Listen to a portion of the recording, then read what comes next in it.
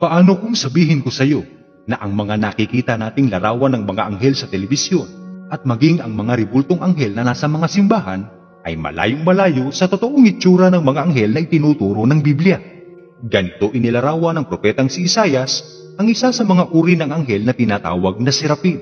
Noong taon na namatay si Haring Uzias, nakita ko si Yahweh na nakaupo sa isang napakataas na trono. Ang laylayan ng kanyang kasuotan ay nakalatag sa buong templo. May mga serapin sa kanyang ulunan at ang bawat isa ay may 6 na pakpak. 2 ang nakatakip sa muka, 2 sa mga paa at 2 ang ginagamit sa paglipad. Ganito naman nilarawan ng propetang Ezekiel ang isa pang uri ng mga anghel na tinatawag na kerubin. Sila'y may tig-4 na mukha at pakpak. Tuwid ang kanilang mga binti. Ang mga paa nila'y parang paa ng guya at tila makinang natanso. Nasa ilalim ng kanilang mga pakpak ang kanilang mga kamay na parang kamay ng tao. Magkakadikit ang kanilang mga pakpak. Hindi na sila kailangang pumihit saan man nila gusto pumunta sapagkat nakaharap sila kahit saan.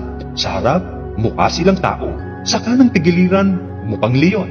Sa kaliwa naman ay mukha silang toro at mukhang agila sa likuran.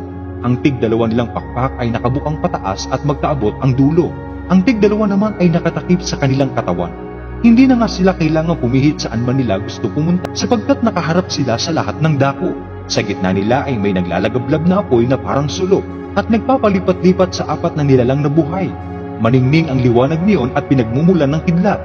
Ang 4 na nilalang ay nagpaparuot paritong simbilis ng kidlat. Nang tingnan kong muli ang 4 na nilalang, may nakita akong tigisang gulong sa tabi nila. Ang mga ito ay kumikislap na parang topas. Iisa ang ayos nila at parang ang isa'y nakapaloob sa isa. Ang mga ito'y hindi kailangang ipihit saan man ito gusto pagulungin sapagkat nakaharap kahit saan. Ang bawat gulong ay puno ng mga mata sa palibot. Paglakad ng 4 na nilalang, kasunod ang mga gulong. Kapag sila'y tumaas, tumataas din ang mga gulong. Saan man gumawi ang 4 na nilalang, ay kasunod ang 4 na gulong pagkat ang 4 na nilalang ang nagpapagalaw sa 4 na gulong. Kaya paglakad ng 4 na nilalang, lalakad din ang mga gulong. Pagtigil naman, tigil din sila. Pagtaas, taas din sila. Ano man ang gawin ng 4 na nilalang ay ginagawa ng 4 na gulong. Sa ulunan ng 4 na nilalang, naroon ang isang bubungang tila kristal. Sa ilalim nito'y magkakaabot na nakabuka ang tig-2 pakpak ng 4 na nilalang at ang tig-2 ay nakatakip sa kanilang katawan. Nang sila'y lumipad, parang lagasdas ng malaking baha ang dinig ko sa pagaspas ng kanilang mga pakpak. Parang ugong ng tinig ng Diyos na makapangyarihan. Parang ragasan ng isang malaking hukbo. Nang sila'y tumigil, ibinaba nila ang kanilang mga pakpak. At mula sa ibabaw ng bubungan, narinig ang isang malakas na tinig. Nang tumigil nga ng paglipad ang 4 na nilalang, binayaan nilang nakalaylay ang kanilang mga pakpak. Nang ako'y tumingin, nakita kong may isang gulong sa tabi ng bawat kerubin. Ang mga gulong ay kumikislap tulad ng topas. Magkakamukha ang mga ito at parang iisa. Sila'y nakabaling kahit saan.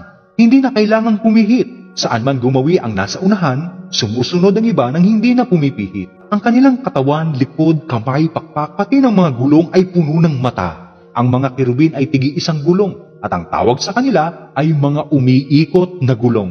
Bawat kerubin ay tig-4 ang mukha. Kerubin, tao, leon at agila. Ano ang dapat nating maunawaan sa mga talatang ating binasa?